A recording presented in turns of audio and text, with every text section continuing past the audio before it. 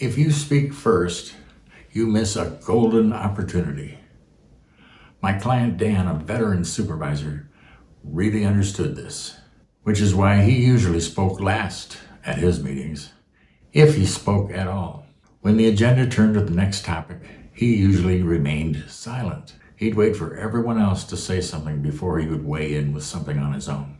Well, that made me curious, so I asked him about it, and one day over coffee, he unpacked it for me. He began by saying it's been his experience that when he speaks first, two things start to happen. One is, some of the group starts to rally around whatever it is he just said. And the other is, people in the group start shutting down or not talking at all and not sharing their ideas.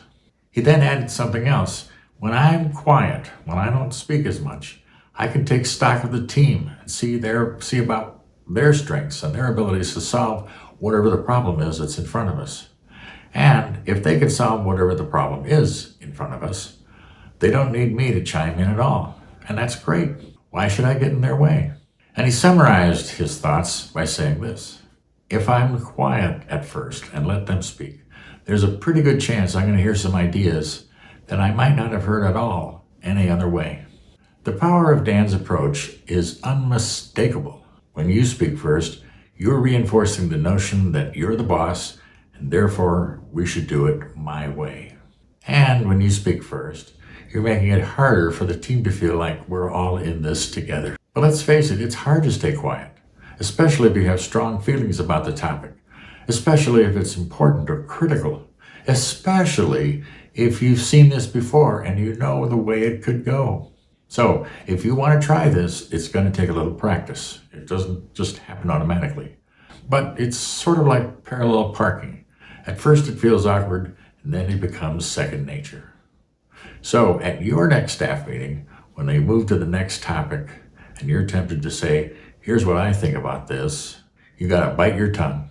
Seriously, bite your tongue, zip your lip, stifle yourself.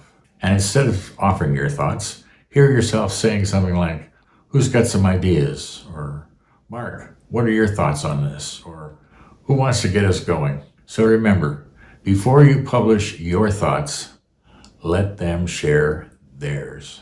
You'll learn about your team's strengths, you'll boost their confidence, and you'll get more respect. And more often than you may think, you're going to hear a cool idea that you might not have heard otherwise whatsoever. Remember, you're not leading them because you have the best ideas.